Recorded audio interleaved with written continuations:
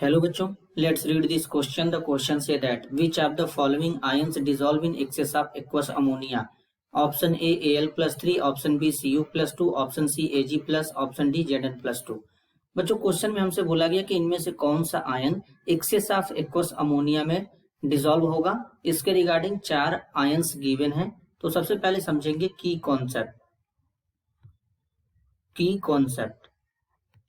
Concept बनेगा chemical properties of ammonia. तो सबसे पहले समझेंगे एक्वस अमोनिया क्या होता है बच्चों।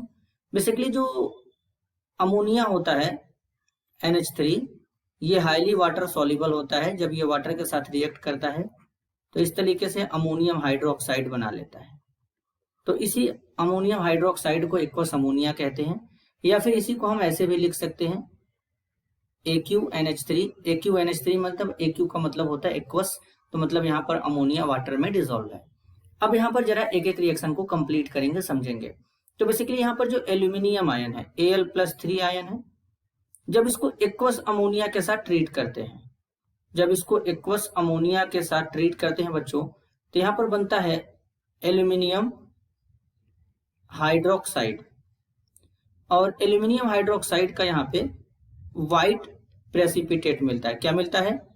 व्हाइट प्रेसिपिटेट मिलता है, जो कि हमारा क्या होता है, ये भी सॉल्युबल होता है एक्वस अमोनिया में। इसी तरीके से अगर हम बी वाले को देखें तो बी में क्या है, Cu+2 है। अब बेसिकली बच्चों होता क्या है कि जो Cu+2 है आयंस एक्वस में रहेगा।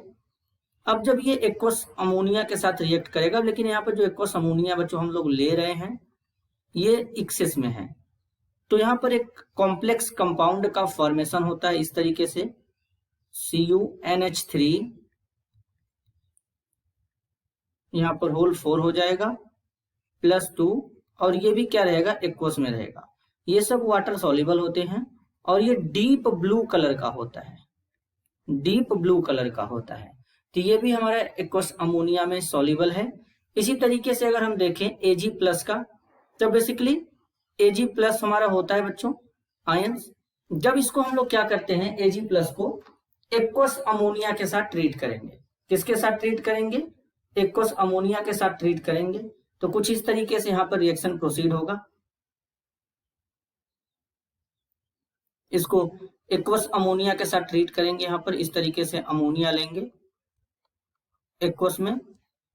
तो यहाँ पर क्या होता है कि एक कॉम्प्लेक्स कंपाउंड का फॉर्मेशन होता है, यानी जो सिल्वर है ये भी क्या करता है, एक कॉम्प्लेक्स कंपाउंड का फॉर्मेशन कर देता है इस तरीके से। तो ये जो कॉम्प्लेक्स कंपाउंड यहाँ पे बना है, ये भी कॉम्प्लेक्स कंपाउंड क्या होता है, वाटर सॉल्युबल होता है। तो यानी जो Ag+ आयन है ये भी क्या होता है, ये भी हमारा एक्सेस ऑफ एक्वस अमोनिया में क्या हो जाता है बच्चों, डिसॉल्व हो जाता है। अब अगर हम Zn+2 का देखें तो बेसिकली यहाँ पर Zn+2 जो होता है बच्चों, जब इसको एक्वस अमोनिया के साथ ट्रीट करते हैं, एक्वस अमोनिया के साथ यहाँ पे क्या करेंगे, ट्रीट करेंगे, तो Zn+2 आयन एक्वस अमोनिया के साथ मिलकर के जिंक हाइड्रोक्साइड बनाता है, जिसका व्हाइट प्रेसिपिटेट मिलता है। पीपीटी का मतलब होता है प्रेसिपिटेट। तो ये इसके कारण, यानी इसका मतलब ये जो Zn+2 है ये भी हमारा क्या होता है, एक्सेस ऑफ एक्वस अमोनिया में सॉल्युबल होता है। तब इस क्वेश्चन के लिए करेक्ट आंसर क्या होगा, कौन कौन से आयन हमारे एक्सेस ऑफ एक्वस अमोनिया में डिसॉल्व होते हैं। तो ऑप्शन ए भी करेक्ट है, ऑप्शन बी भी करेक्ट है, ऑप्शन सी भी करेक्ट है, ऑप्शन डी भी करेक्ट है। इसमें सारे के सारे ऑप्शन करेक्ट है। This is your answer. I hope you understood it well. All the best.